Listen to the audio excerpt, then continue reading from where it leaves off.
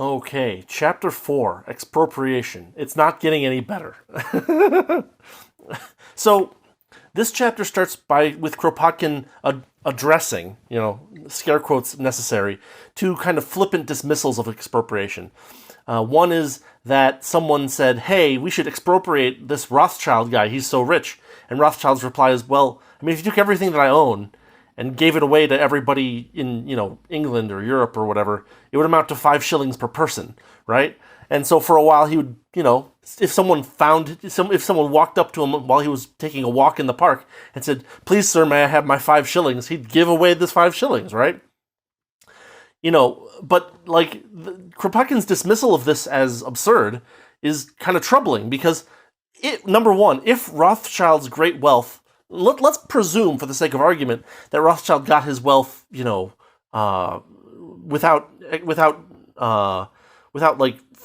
robbing anyone, right?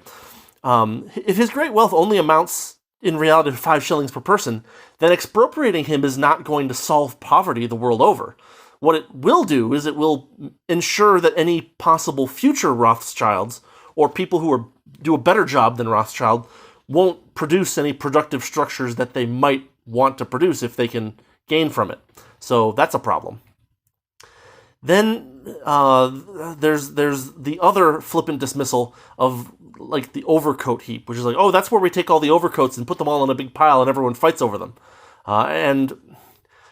This is just an expression of the tragedy of the commons, right? This is not an absurd criticism of the doctrine of expropriation. For instance, like the luxurious meal is not always luxurious because a large quantity of food is made and then thrown away. Rather, the ingredients are finer, maybe rarer. They might have been shipped from a long way away. The skills of the people preparing the meal are greater and more refined. These are the things that go into a luxurious meal. And there are certainly cases of people like basically making a big feast for themselves and throwing a bunch of the food away. But if Kropotkin wants the wealthy to get rid of their excess wealth, that's a great way to do it, is by waste, right? You lose wealth and you get nothing in return. That would be a great way to bring people down to the level of the average commoner. So, after kind of addressing these two flippant dismissals, Kropotkin then summarizes his position thus, quote, that every human being, and I have to cut some here, so ellipsis, shall be ensured the opportunity in the first instance of learning some useful occupation and of becoming skilled in it, semicolon. Next, that he shall be free to work at his trade without asking leave of master or owner, and without handing over to landlord or capitalist the lion's share of what he produces, end quote. Kropotkin's making several big mistakes here. Number one, he's hoping for every human being to have this seed capital, and to do so requires more abundance, not the scarcity that's produced by expropriation. Number two, in a free market, people have the ability to save up enough money to buy the capital goods that they require to ply their trades. It's how people start small businesses. It's also possible for them to receive those capital goods via private charity or by inheritance, right? What they cannot do in a free market is go up to someone else who is using those particular capital goods and demand that he hand them over. You say, I want to be a shoemaker, and so you go up to a shoemaker and you rob him of his tools. That's not allowed in a free market, but that's what Kropotkin wants people to do. As you can guess, the incentive structure for this kind of thing is very, very bad. Because what you end up with is a bunch of people saying, I want to be a shoemaker, and then they steal the shoemaker's tools, and then they break the shoemaker's tools, and they say, shoemaking sucks. I want to be a pianist. And so they go and they find a guy who has a grand piano, and they take that piano, and then they break it, and they're like, that's too hard too. And you just get this constant cycle of people basically expropriating capital goods for themselves, using them poorly, and returning and basically moving on like a locust to the next possible trade. The people who actually have the skills and are using the capital goods to produce things must not be vulnerable to some unskilled tyro coming up to them, demanding their tools, and then breaking them, basically. Number three, Kropotkin is over-separating the different economic roles of labor and capitalist. A laborer who owns his capital goods is part laborer and part capitalist. He pays his capitalist part at least the amount needed to replace or maintain the capital goods he's using. The shoemaker has to repair his tools, has to save enough to buy new tools when ones that he can't repair break, things like that. Not even a self-owning, self-supplied capital laborer earns the full value of his output. He has to maintain the capital structure that is crucial to his production. Otherwise, his production drops or goes to zero. Number 4, not every trade has enough willing workers. Not every worker is driven enough to become skilled at a trade, let alone a trade that he chooses. Therefore, a system to encourage people to take on labor with high disutility for them, because value is subjective, right, is necessary. An example of that would be compensating differentials in wages, which is something that is a phenomenon on the free market. Number 5, it is peculiar to assume that a tradesman will simply overproduce when he expects no compensation for doing so. This will also likely require pressure in the form of coercion, either from society or some kind of state. It doesn't make any difference to the laborer who's forcing him to work when he's got everything he wants. Kropotkin then makes a very incorrect argument about where riches come from. He makes a minor point about a feudal lord seizing a fertile valley and needing to employ peasants to make himself wealthy through a plan of offering a period of tax-free, rent-free cultivation, followed by subsequent imposition of taxes and high rents, which the peasants are unable to avoid because they had no other choice. This is full of holes. First off, a feudal baron must have some kind of ability to project force in order to seize a piece of land. Where did this initial wealth come from, and why does he have it, right? Second, either coercion by force is a source of ownership or it is not, right?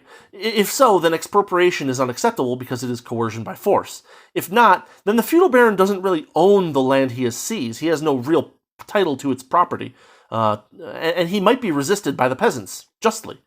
Kropotkin is trying to have it both ways by saying, well, if violence can grab this property, then our violence can grab other property. Well, I mean, yeah, but then other violence can take the property that you've expropriated. Or the most violent people will find places where they can expropriate more property for their own benefit. The sane alternative is to say that expropriation, physical violence, that is to say aggressive violence, coercion, are not sources of property rights. Trying to have it both ways is kind of insane, actually. Third up, the fact that some titles to land may have been arrived at through force is not an indictment of titles not achieved that way. If a tradesman saves some of his product and manages to buy a piece of land from someone who, arguendo, is the proper owner, he's not vulnerable to the same criticism as that feudal lord. Similarly, if that tradesman allows people to work on his land and not pay any rent or taxes, this is an act of charity, not extortion, not coercion, not exploitation. If there's a dispute about ownership, right, there are ways to deal with that. David Gordon has this great article about property disputes that draws on some of Rothbard's works as well as some of Mises' thought. The article is called Violence, Homesteading, and the Origins of Private Property. And I'll give kind of an extended quote here. This is to quote Gordon, quoting Rothbard. A. If we know clearly that there was no criminal origin to its current title, it being some land or some object, then obviously the current title is legitimate, just and valid. B. If we don't know whether the current title had any criminal origins, but can't find out either way, then the hypothetically unowned property reverts instantaneously and justly to its current possessor, the person currently using it. C. If we do know that the title is originally criminal, but can't find the victims or his heirs, then C1. If the current title holder was not the criminal aggressor against the property, then it reverts to him justly as the first owner of a hypothetically unowned property. But C2, if the current title holder is himself the criminal or one of the criminals who stole the property, then clearly he is properly to be deprived of it, and it then reverts to the first man who takes it out of his unowned state and appropriates it for his use. And finally, D, if the current title is definitely the result of crime, the definitely was mine, and the victim or his heirs can be found, then the title properly reverts immediately to the latter, that is to say the heirs or the victim, without compensation to the criminal or to the other holders of the unjust title. That's from the Ethics of Liberty. In short, the fact that some titles to property might be incorrect does not imply that all of them are.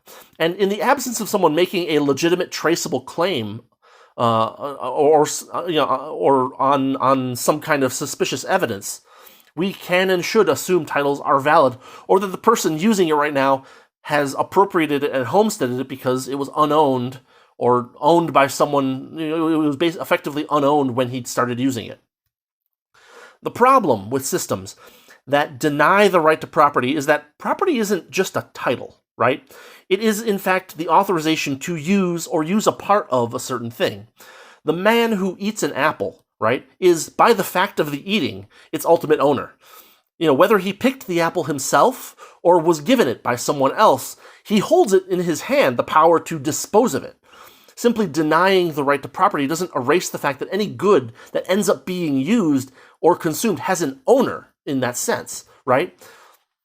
This is why a structure of property acquisition is important. Kropotkin hasn't given us one because he says there should be no property. But there is property. The people have to use things. A structure for property acquisition allows us to judge whether a particular person or group of persons has earned the right to own or dispose of a particular object. Homesteading is a fairly good structure for property acquisition, and Kropotkin has made no effort to provide us with a substitute. Instead, he works off the convenient fiction that there is no ownership, which must be justified if there is to be consumption. He hasn't justified it. Chapter 2 of Rothbard's For a New Liberty has a fairly good introductory discussion of property theory, and I'll have a link in the description. To quote a relevant portion, quote, "Consider, too, the consequences of denying each man the right to own his own person. There are then only two alternatives. Either 1, a certain class of people, A, have the right to own another class, B, or 2, everyone has the right to own his own equal quotal share of everyone else. The first alternative implies that while Class A deserves the rights of being human, Class B is in reality subhuman and therefore deserves no rights. But since they are indeed human beings, the first alternative contradicts itself in denying natural human rights to one set of humans. There are similar problems with everyone owning his own equal quotal share of everyone else." One final issue. Kropotkin says that the peasants are stuck once the baron starts charging taxes and rents.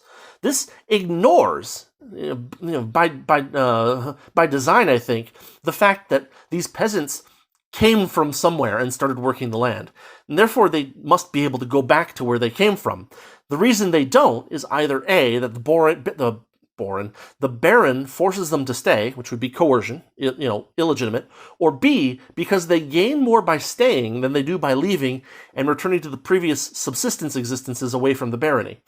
This is one of those things where, but these peasants come in and he doesn't charge them rent, and then he starts charging them rent. It's like, they can go back to where they came from. It's like, no, they can't do that anymore. It's like, well, then where did they come from, right? It's very silly argumentation by forgetting about a thing that you've already posited earlier in the argument, which makes it a bad argument. Moving on. Kropotkin attempts to extend the barony metaphor to all holders of capital. A citizen coming into a small fortune of £20,000 builds a factory and employs workers in that factory for a wage. Lamenting the fact that man must eat to live is not an argument against capitalism or ownership. Nature is not society, nature is not capitalists, and therefore nature's oppression can't be laid at their feet. It's not their fault. The proliferation of capital increases productivity, and voluntary trade increases the utility on both sides of a given voluntary transaction. People go and they work for the factory owner because their conditions and earnings are better there than they were subsistence farming. Voluntary trade is not exploitation because both sides gain. If the state or society forces them to do so, that would in fact be exploitation, and that would be Kropotkin's system. Since the fact that you have to force someone to do something means that they expect to lose by that transaction. Kropotkin is basically trying to steal a base. He labels all employment exploitation and makes no argument, and then says that society will ensure that everyone's employed the correct way. But it's not employment when society does it. It's very wrong. Kropotkin then makes a discussion about a shoemaker. Basically, he says, if there's a shoemaker and he just makes shoes his whole life, he doesn't earn a lot of money. But what he can do is he can take some other young people as apprentices, and he can take part of their wages by supplying them with training and supplying them with tools. And that's how he makes himself into an evil capitalist, by exploiting these poor people that he's training and providing tools to. Communists do this crap all the time. They mistake a skill at a trade as identical to a skill in marketing or in managing a business based on that trade. Simply pronouncing management to be unproductive doesn't make it so. This is the same physiocratic nonsense of like, only labor connected to the land is worth value, everything else is not worth value. That's not true, because goods and services that have no direct contact with the land can be valued by others and therefore traded voluntarily.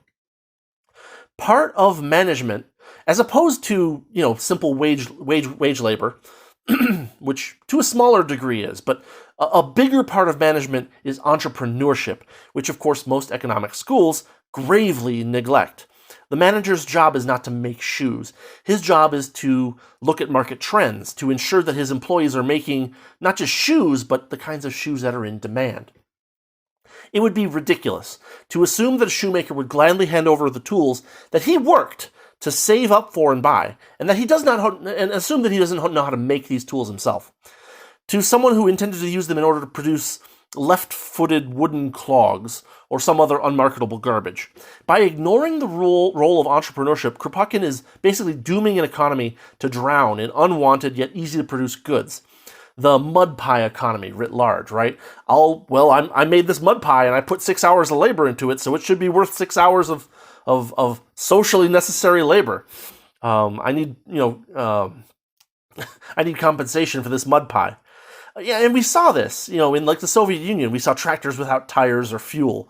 We saw nails of the wrong sizes that nobody could use. Maybe cases, in hypothetical circumstances, you might find like, oh, well, we make nails because they're easy, but we don't make any screws because screws are harder to make, right?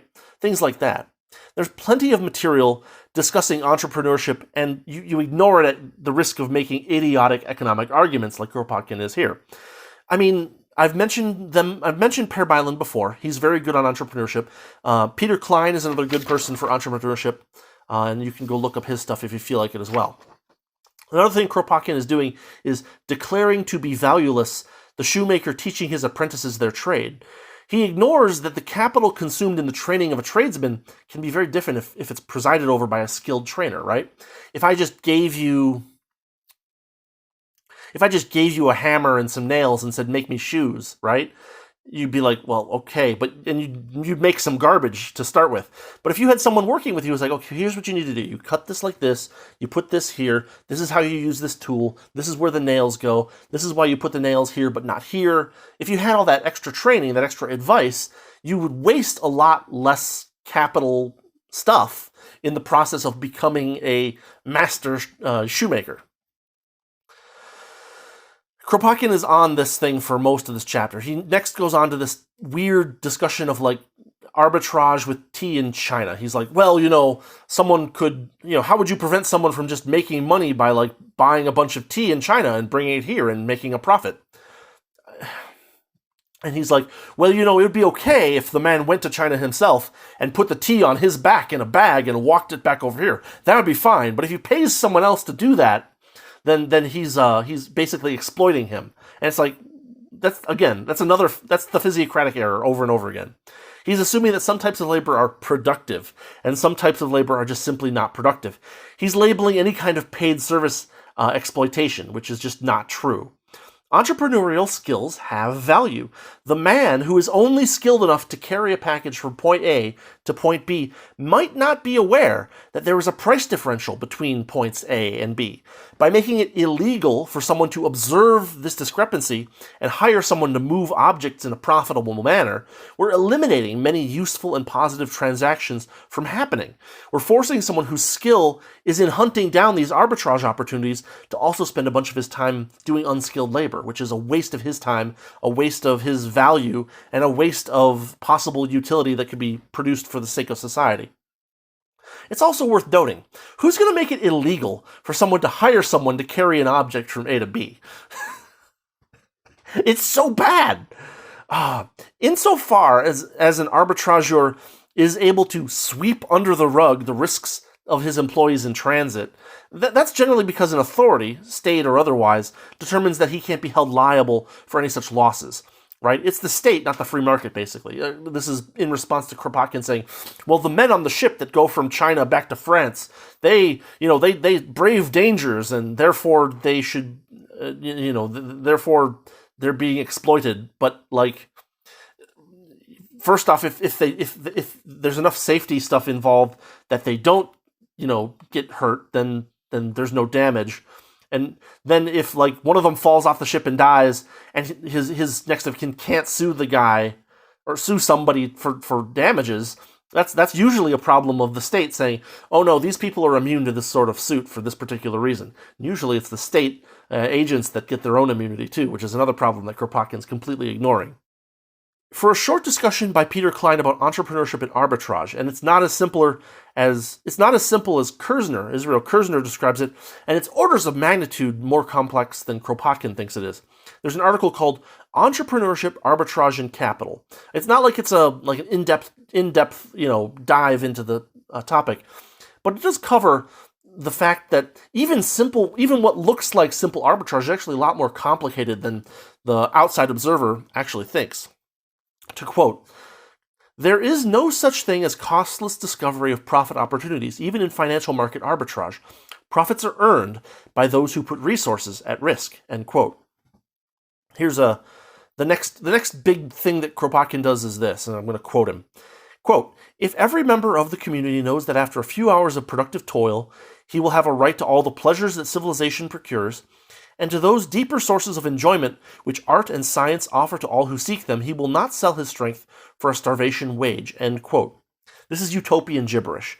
Subsistence farmers do not get all the pleasures with only a few hours labor per day. Kropotkin's system is practically designed to squander and destroy capital, and then there won't be any pleasures of any sort, art, science, or whatever. It's an ant trap. It's also worth noting that Kropotkin very recently lamented, right, that luxury goods are produced for the rich. It's like, well, wait, you can't have it both ways. You can't say that it's bad that these luxury goods are produced for the rich, and then say that with only a couple hours labor, everyone will have access to these luxury goods. That's simply not true. We know that it's not true. Luxury goods are clearly still scarce, and he can't claim that he's going to take away the productive forces that make luxury goods now, right? He's going to destroy all those factories, destroy all that exploitation, and still have everyone enjoy all the pleasures of civilization produced by the factories that he's blowing up. Kropotkin then makes the argument that, as for expropriation, it's all or nothing. Only expropriating on too small a scale will be a problem. And that is the explosion entirely of his entire system. It's a non-falsifiable fallback. And we see this from people spouting bad ideas all over the place. Partial expropriation failed. We must do more. Total expropriation in one area failed. We must go wider. Only the total extinction of humanity would be sufficient disproof to Kropotkin, and he's already dead. It's worth noting that this kind of non-falsifiable fallback is prima facie evidence that the system is bogus. In contrast, when you have a system and you introduce a little more voluntary exchange to it, or homesteading, or self-ownership based property rights, things get better. It helps. And then if you do a little bit more, it gets better. Amazing. You don't have this massive death spiral and then suddenly everything pops out okay on the other end. When you do the good thing a little bit, things get a little bit better. Of course, the state doesn't like it that things get better when they don't have control over it. There isn't some breakaway point where proper concepts of ownership are bad up to, and beyond that they're good.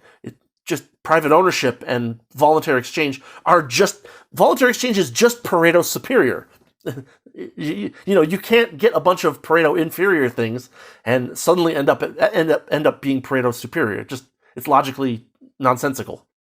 Kropotkin then argues not only for the expropriation of capital goods, but also for the expropriation of personal property and consumption goods. Say goodbye to your toothbrush. Again, all consumption goods have owners, just like capital goods do. Kropotkin is merely arguing to change those owners according to his own misguided whims, and the results are not going to be good. That ends the disastrous Chapter 4 of Kropotkin's The Conquest of Bread. I thought, going into this, that I would maybe learn something about anarcho-communism that would make me say, oh, the people who have kind of said that they debunked anarcho-communism, those people, they oversimplified things, or they went off in this tangent or they strawmanned it in some way. But so far, I'm not seeing any of that. The people that I've read who have anarcho-communism is self-contradictory and idiotic, they appear to be correct. I don't know whether the next chapter is worth doing, because guess what the title of the next chapter is? Food. I can't underscore enough that if you haven't ever taken a look at it, that you might want to take a look at this book, Harvest of Sorrow by Robert Conquest. It is the story of the Holodomor, and it is the simplest, fastest, and sadly most brutal example of what happens when you expropriate capital goods from farmers to make food communistically. It fails. I don't have much else to say on this for today. I'm going to look at chapter 5, but we may cut this short because this is probably not worth my time or your time. And, it's kind of sad to say that because people, think that Kropotkin and his horrible ideas are good sometimes. But so far we've gone through 4 chapters, including his chapter on anarcho-communism and his chapter on expropriation, and all of his arguments have been garbage to begin with. We may cut this one short, or we may continue with chapter 5. Maybe I'll find something interesting in it, but so far it isn't looking good. Maybe we'll move on to something else, like Rousseau, or I don't know. Maybe we'll switch to a different project or something.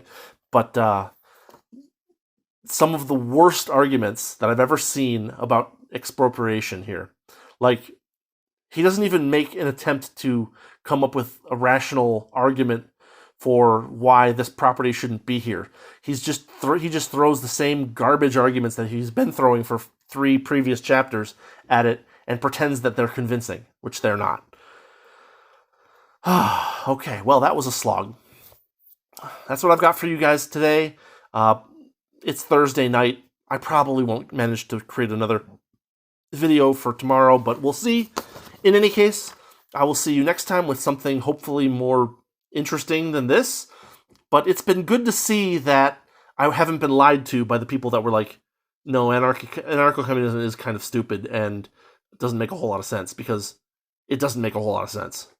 Anyway, thanks for watching. Thanks for listening. If you like what I'm doing with the channel, feel free to, do any of the things that help a channel. I'm sure you know what they are. And I will see you next time with goodness knows what. Maybe we'll talk about Kropotkin's opinions on food, but I might give up on this because it's pretty bad. Anyway, have a good one, and I'll see you later.